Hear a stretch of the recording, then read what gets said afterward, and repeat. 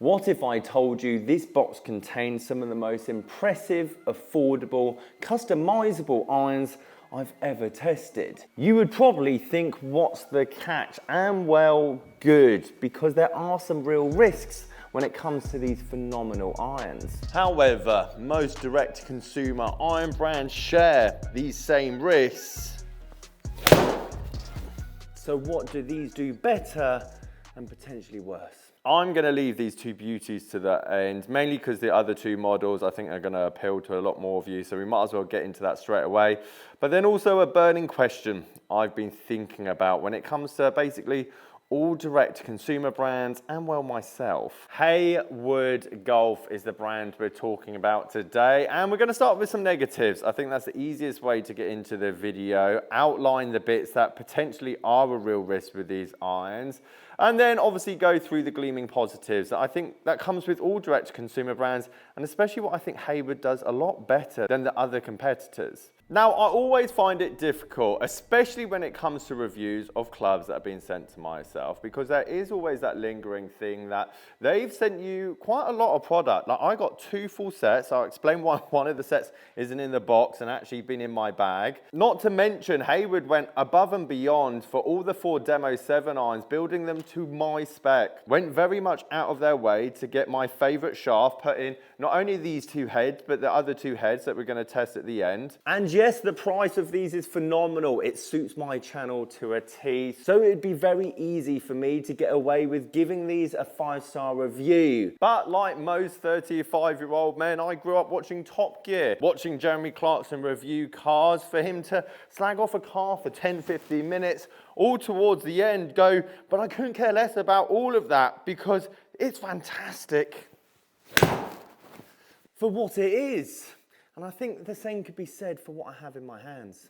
So let's start with the negatives before I pull you back into the positives of what I'm holding in my hand. Let's talk about the foam entry point of these irons, and it annoys me as it's very similar to the Cali irons. None of these screws are actually the same. Some of them are a bit more embezzled into the head, some of them are basically flush, some of them aren't even in the center of the head. And when you compare that foam entry point to, let's say, a TaylorMade P770, it just looks more cleaner, it just looks more professional. Do I think it affects performance? No, but it's these small subtle details that, if perfected, I think would take a lot of these brands to the next level. For the second negative, I had to take the irons out on the course, and I took the PD.1s, and to be honest, I found them incredible. I actually played a really good round of golf using them, but I wanted some turf interaction. It's all well and good me hitting off a mat in here with clean balls and going, oh, these look fantastic, but how do they do after a round of golf? And again, this isn't a Haywood problem. This is kind of the direct-to-consumer brand problem of all of them having this brushed finish on these hollow back heads. Bag chatter is very easily invisible. Again, these have only been in the bag for a bit. Not to mention you get these very easy scuffs on the face. Does it affect performance? Not really, no. But over time, you're just gonna notice it more and more. As I compare it to what I consider the tank of the market, Ping irons, and again, those kind of bag chatter or scratches are still visible. You're always gonna get that because obviously you're hitting your club through dirt. But for me, I guess just not as noticeable, especially when you're putting it down at address. However, I do have to slightly caveat in the sense that I did take quite big divots. I intentionally tried to hit punch shots around the golf course, and there's no dinks at all on these irons whatsoever. Yes, the minor scratches, yes, the minor scuffs, but overall held up incredibly well. And for longevity purposes, that is very good considering how great the price is. Which brings me on to my last negative. The lack of club fitting, hence the name direct consumer, and obviously that makes a lot of sense because we're trying to keep the price down. However, it's a double-edged sword. The price of these are fantastic. The price of obviously the MB and CB iron at the end of this video, again, is fantastic. But what happens if you buy these? What happens if you don't like the shaft you chose for it? What happens if you don't like the set makeup you chose for it? Maybe you needed the more forgiving head compared to the PD ones. What do? Can you sell them? Well, looking through eBay at the moment, there's not that much data, but looking at any other direct-to-consumer brand, that is one of the biggest pitfalls. £500, £600 for a set of irons. you're lucky to get £200, £250 back for that within a year. However, I want to go back out onto the course because I wanted to test these irons off grass into greens. Did I feel like it was an inferior product? Because it is one of the most affordable irons out there, especially when I tell you what else you can do with them. But the answer to that question was just a no. I felt very confident over them. They sounded great. My playing partner at the time also expressed how good these things sounded. And to be honest, yes, I do feel like this is a tick in the box for Haywood, but I just feel like it's a tick in the box for direct-to-consumer brands all over. I have tested Orca, I have tested Sub 70, I have tested Haywood, I've tested Cali. The list could go on, and I'm sure over the years, more of them will be developing. The point I'm trying to make is the fact that someone that's tested so many irons now over multiple generations of years and price points and premium and not premium, these to me felt like a good set of irons, which also means to me that the average golfer would also think that these are a great feeling set of irons. And I guess it would make sense to put it next to the P790. That's the 2021 model on the left here. And as you can see, quite similar, if anything actually, maybe a touch thinner on the top line from, let's say, the Haywood PD1. The SV2 is the more forgiving head. Again, looks great, and to be honest, for what it is and the forgiveness element, it doesn't look super chunky, I have to say, but that offset for me is very apparent. For someone that comes a bit over the top or potentially doesn't want the ball to go out to the right-hand side, a full set of these, 5 to pitch in wedge, or 5 to gap wedge makes sense. I wouldn't get a 4-iron in this set unless you go combo. And again, that's an option on the Haywood website. You could have 4, 5, 6 in these for the forgiveness. And don't get me wrong, they were forgiving in the testing when I was using them. The first shot I had with the SV2, very much out the toe. However, for those mid-handicap golfers that still want a touch of forgiveness, a touch of control, the PD1 is the head design that you go for. And again, why the P790 is still so popular in 2025, because both of them look classic, they look clean, and give you everything that you want when it comes to loft, launch, obviously spin. Which brings me on to the other benefit of Haywood, which I don't quite see with the other manufacturers, is that the 549 price is 4 to pitch in wedge, meaning you could actually also take off a 4-iron, so you can go down to 5 to pitch in wedge, even put an A wedge in there instead, because that for me is the important bit. Having the right amount, not just having a 4-iron for the sake of having a 4-iron. Which brings me back to the shafts and the attention to detail of the 7 irons that they sent me, because their website, even though the prices are very good, I think the website is one of the best with most customizations I've seen from a direct-to-consumer brand, especially when you put in the price point. We're talking, you can choose the shafts, you can choose the length, you can choose the lie. You can even choose which way you want the grip logo to face. For me, it just screams a small, well-oiled machine in Canada with some very good heads, some people that know how to build golf clubs, and they're just merging that all together at a very good price. So where does Haywood sit on the spectrum? Because I said these are the most affordable, but they're not the cheapest. I've seen the new Rams come out this year, $399, which is even cheaper than these, and I'll be excited to get my hands on those as well.